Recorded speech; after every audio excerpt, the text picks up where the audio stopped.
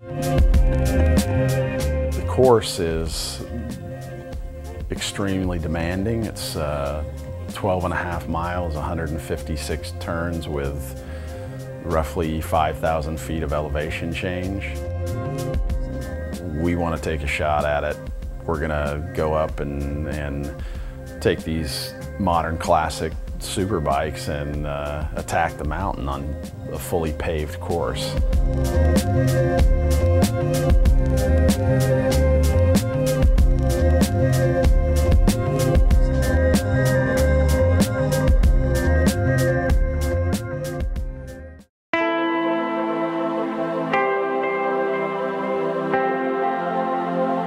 SBK came about middle of 2012. I had decided to end my career as a AMA crew chief and tuner and was looking for something new to do. Something that I was passionate about that would help me reclaim my love for motorcycling and riding. After 13 years in the AMA paddock, I was becoming a little jaded and motorcycles had just become a job. And I really missed my love and passion for the sport.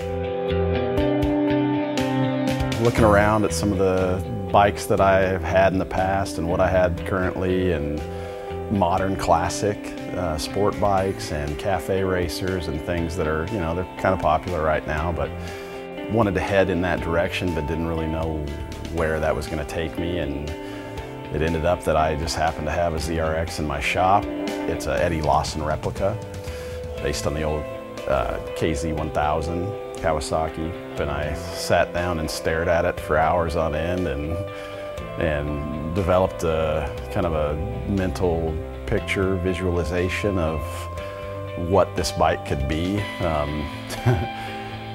with a lot of modification, and wanted to create something that was timeless, that had been cool, then became yesterday's news, and now it's cool again. So it's past the test of time already. A bike that you could put together that wasn't going to just be cool for the next year or two until the next model came out.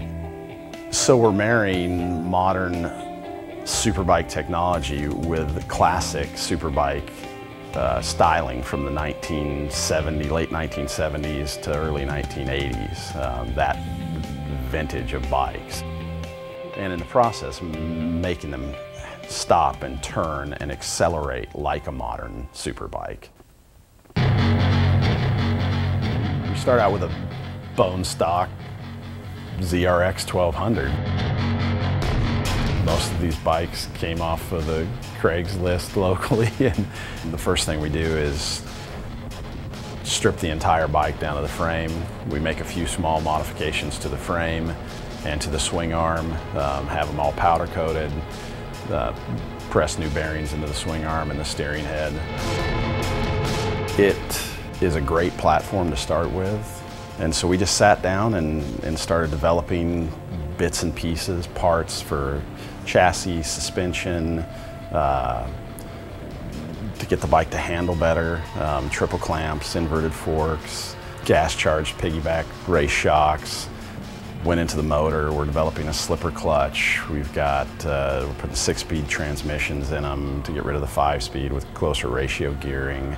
We're doing cams and pistons and ported gas-flowed heads, and we've come up with a pretty potent combination.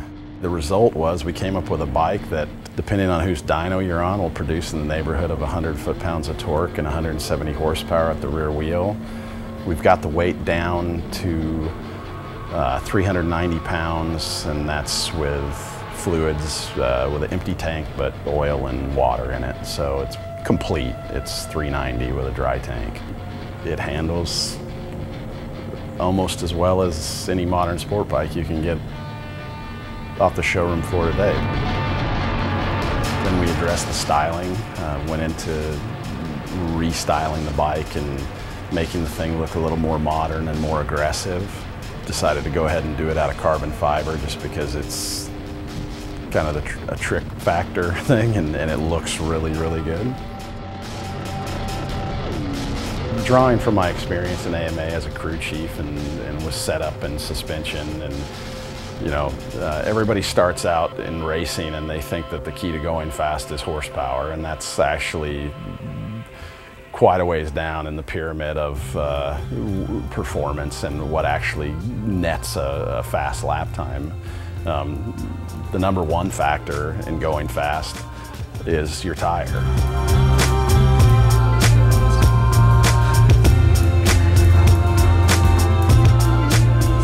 Pirelli has a really good product. We've chosen to go with them on our tire selection. It's very consistent. We know what we're getting. We know it's going to work good. They're big supporters of road racing in the United States as well as all around the world. And it's just nice to be with a tire manufacturer where you can get a known product week in and week out and not have that upsetting your game plan because the tire is changing, the size, the profile, the compound, and that's a big deal. When you're trying to develop a bike, you need something to develop it around, and if you want to go fast, you've got a tire. You got to have a tire that's going to give you good traction and stick well and be consistent, and that's why we chose Pirelli. That's the number one thing. The second thing is suspension.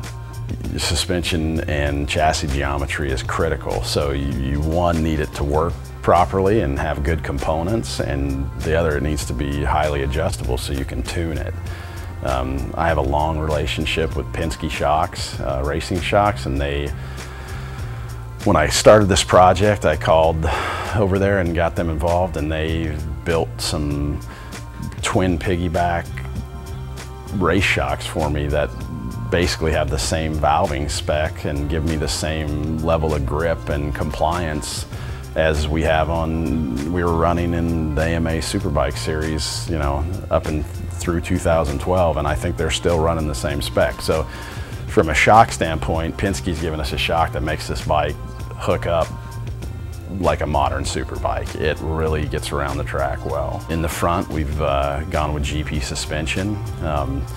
Their fork, their 25 mil cartridge kit is magic. The components are very high quality, the machining, the engineering. You can't find a better fork cartridge in my opinion. It's highly tunable. It's got, you know, it's got the advantage of having a mid valve in it, so you can tune with the mid valve as well as your rebound and compression, which is a huge advantage when you're trying to fine tune the fork, which is, you know, it's probably one of the most important components on the bike when you're trying to go fast. Is you need that front end to track over bumps and track on the edge of the tire and hook up and give you the feedback that you need to continue to push harder and harder. And the GP cartridges accomplish that. So the next is getting the chassis tuned, so we need some adjustment there. The shocks, one of the adjustments they have is ride height adjustability, which is critical in changing your geometry, changing your ride height, changing your center of gravity, your force center. Having that available to us with the Penske shocks is a big advantage. The other thing we have built for the bike is adjustable triple clamps, so we can adjust our offset, which in effect changes your trail, changes the steering and grip characteristics of the bike.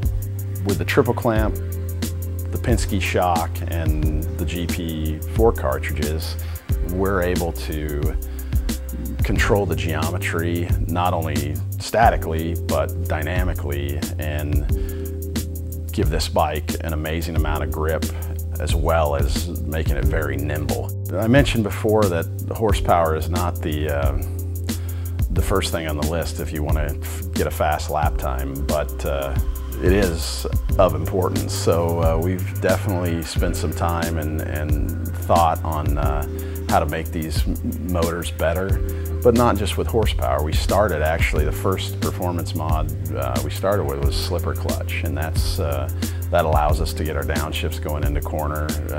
They're silky smooth. The engagement it's actually the best slipper clutch I've ever ridden. It's outstanding.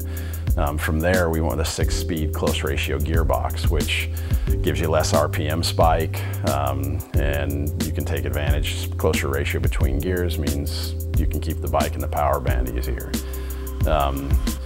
Then we started looking at horsepower. So we're running JE high compression pistons, and we're running some proprietary camshafts that we're developing at this time, along with a gas-ported and flowed head.